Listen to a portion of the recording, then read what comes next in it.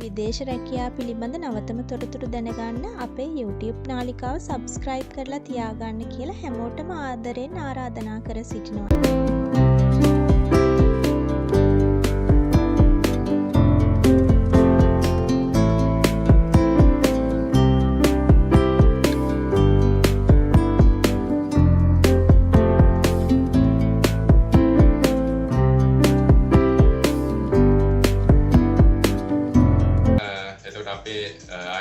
Selco HR Continental Private Limited. එතකොට අපි අවුරුදු 30ක කම්පැනි එකක්.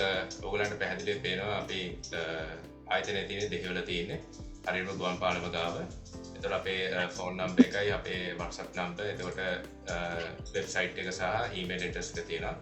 එතකොට අපි දැනට රටවල් 30කට වැඩියෙන් කන්ට්‍රීස් එක වැඩ කරනවා. ඊට අමතරව අපි 50කට වැඩි ආසන්න ඊට වැඩිය ප්‍රමාණයක් අපි විදේශ රැකියාව සඳහා අපේ සහෝදරයන් යවලා තියෙනවා. ඊට අමතරව අපිට 500කට වැඩිය ක්ලයන්ට් බේස් එකක් තියෙනවා. අපි අපේ සර්විස් ගත්තොත් අපි විදේශ රැකියාවට අමතරව අපි ප්‍රයිවට් විසාත් කරනවා. අපි මේ ඉස්සෙල්ලා අපි මාසෙකට ඉස්සෙල්ලා කෙරුවා අපි ශ්‍රී ලංකන් එයර්ලයින්ස් එකේ කුවේට් වල තියෙන ඔෆිස් එකට ඒගොල්ලන්ගේ වීසා ප්‍රොසෙස් එක කරුවේ අපි තමයි. ඒ වගේ අපි සර්විස් කරන. ඒතකොට අපේ ලයිසන් නම්බර් එක ඔබට පැහැදිලිව පේනවා 1189. අපි විදේශ සේවා නියුක්ති කාර්යාලයේ රෙජිස්ටර් වෙලා තියෙන නම්බර් එක. එතකොට අපි ගාව දැනට අපි ගාව තියෙනවා වේකන්සිස් විදිහට සෞදි අරාබියා තියෙනවා, පැපුවා නිව් ගිනි වල තියෙනවා, රුමේනියා තියෙනවා, බල්ගේරියා තියෙනවා, චීස් රිපබ්ලික් තියෙනවා, ඊශ්‍රායල් සහ කටාර් සහ මෝල්ටා තියෙනවා. එතකොට සෞදි අරාබියා අපිට දැනට තියෙනවා වේකන්සි විදිහට QC ඉලෙක්ට්‍රිකල් ඉන්ජිනියර් තියෙනවා. ඔයගොල්ලන්ට පැහැදිලිව පේනවා ඒකේ අපි හදලා තියෙන ජොබ් පෝස්ට් එකයි ඒකේ සැලරි එකයි. එතකොට ඒ කම්පැනි එක දෙන ඔයගොල්ලන්ට ෆැසිලිටිස් ඒජ් ලිමිට් එකයි තියෙනවා. ඊට අමතරව ප්ලාස්ටර් මේසන් තියෙනවා සහ බැක්කෝ ඔපරේටර් තියෙනවා. දැන් මේවට සෞදි අරාබිය සහ මිඩල් ඊස්ට් වගේ වේකන්සි වලට උඩරම යන්නේ මාස 3 මාසයක් ඇතුළත අපිට කැන්ඩිඩේට් ඒ අදාළ වේකන්සි එකට යවන්න පුළුවන්. එතකොට පැපුවා නිව් ගිනි වලට තියෙනවා අපිට heavy equipment mechanic තියෙනවා. ඊට පස්සේ workshop manager තියෙනවා. ඊට පස්සේ heavy equipment electrician තියෙනවා. අනිත් එක health and safety manager තියෙනවා. එතකොට මේකට අපිට මේ කම්පැනි එකට අපි ඉතිස්සලා QC engineersලා project engineer කෙනෙක් ලැබුවා. තව project manager කෙනෙක් ලැබුවා. ඒතර ඒගොල්ලන් තාම වැඩ කරනවා. දැන් හුඟක් අය කතා වෙනවා පැපුවා නිව් ගිනි කියන්නේ ඒතර හරියක නැහැ country එක එහෙම කතා තියෙනවා. හැබැයි එහෙම එකක් නැහැ. පොඩි ප්‍රශ්නයක් තියෙනවා ඒ country එක issue එකක් තියෙනවා. හැබැයි ඒක life threatening කියන්නේ ජීවිත අවදානම් තත්ත්වයට එහෙම ප්‍රශ්න නැහැ. හොඳ කම්පැනි එකක් හොඳ කියලා තාමත් අපි ආපු කට්ටිය වැඩ කරන කිසි ප්‍රශ්නයක් නැහැ අපිට කම්ප්ලේන්ස් උත් නැහැ. ඒතර ඒ අදාළ question එකට අදාළව ඒ ඔයගලන්ට monthly එන salary එක ඒතර මේකට උඩරිම මාස 3 මාසක් ඇතුළත අපිට question එක කියන්නේ ඔයගලන්ට ඒ අදාළ job question එකට යවන්න පුළුවන්. ඒතර අපිට ඊළඟට තියෙනවා රොමේනියා vacancy එකක් තියෙනවා lady with rider position එකක් තියෙන්නේ. එතකොට රොමේනියාවට ඔයගලන්ට පේනවා පැහැදිලිව අපේ ජොබ් පෝස්ට් එක. එතකොට වයස් සීමාව ඇවිල්ලා අවුරුදු 45ට අඩු වෙන්න ඕන.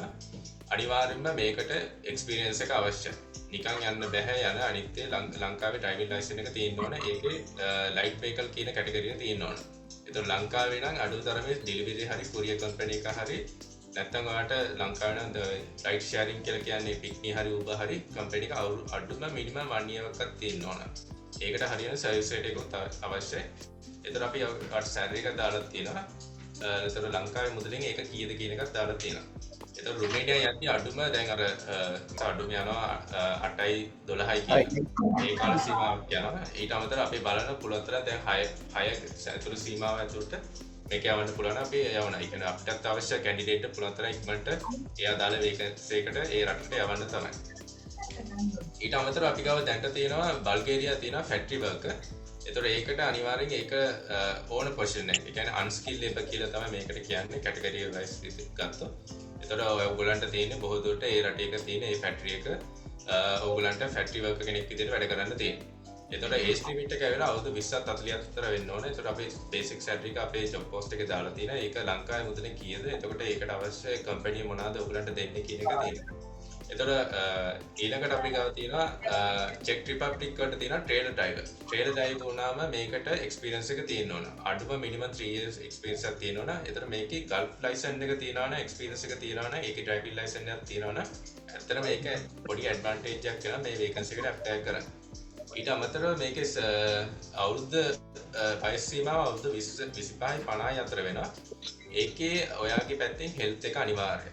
හෙල්ත් එකයි ඔයාට යුරෝප් යනවා නම් අනිවාර්යෙන්ම හෙල්ත් එකයි ඔයාගේ කැරක්ටර් එක හරියට තියෙන්න ඕන. මොකද පොලිස් රිපෝට් එකක් ගන්නවා. ඒ හින්දා ඒක අනිවාර්යෙන් තියෙන්න ඕන. ඒතකොට ලංකාවේ ඩ්‍රයිවිං ලයිසන් එක CE කැටගරි එක තියෙන්න ඕන. ඒතකොට ට්‍රේල් එක්ස්පීරියන්ස් එක මස්ට්. ඒක කොම්ප්‍රොමයිස් කරන්න බෑ. ඊට අමතරව අපි ජොබ් පෝස්ට් එකේ දාලා තියෙනවා ඔයාට හම්බෙන බේසික් සැලරි එකයි යුරෝ වලින්. ඒක ලංකාවේ LKR වලට ගන්න කීයක් හම්බෙනවද? ඊට අමතරව ඔයාට දාලා තියෙනවා ඒ කම්පැනි එකේ මොනවද ඔයාට කියන එක.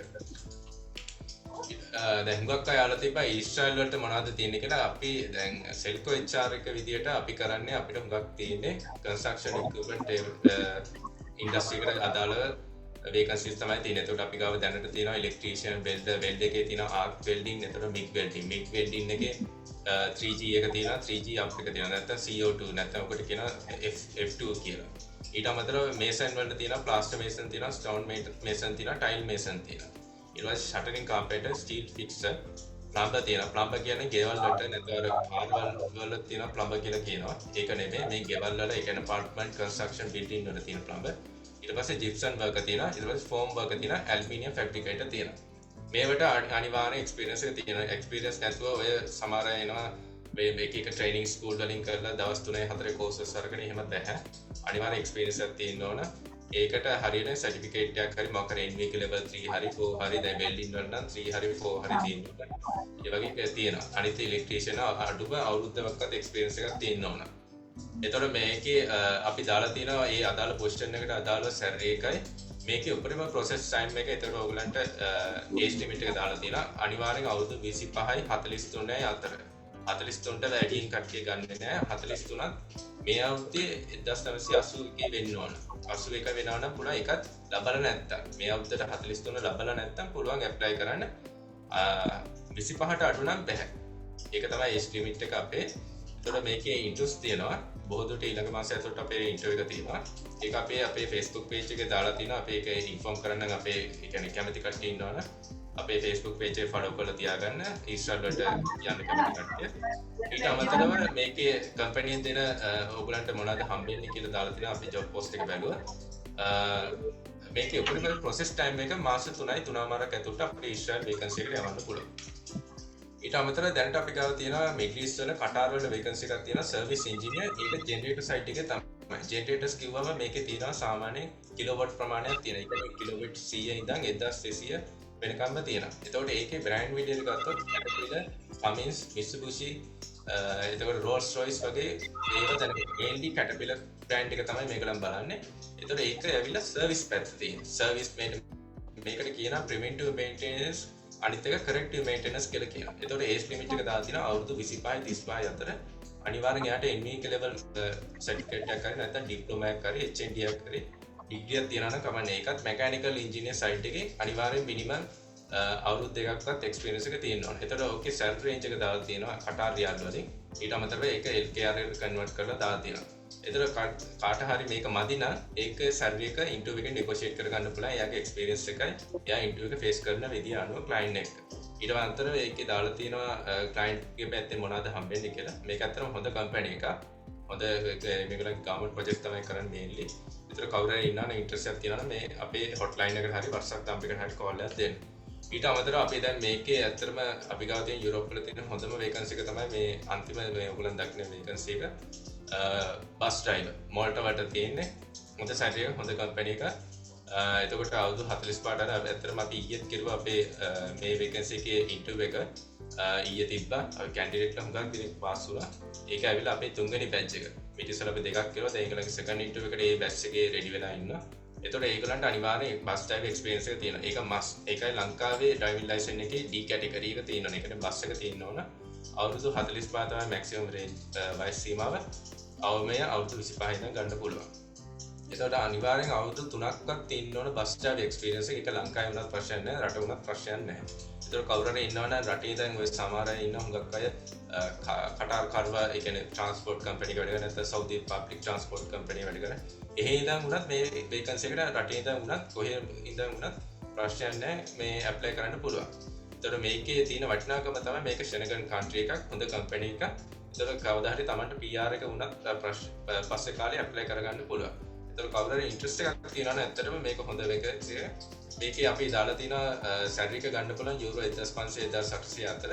ඒක ලංකාවේ සැලරි ලක්ෂ 5මාරයි 7යි අතර කිට්ටුව ගන්න පුළුවන්. වාසේ පාලම සාමි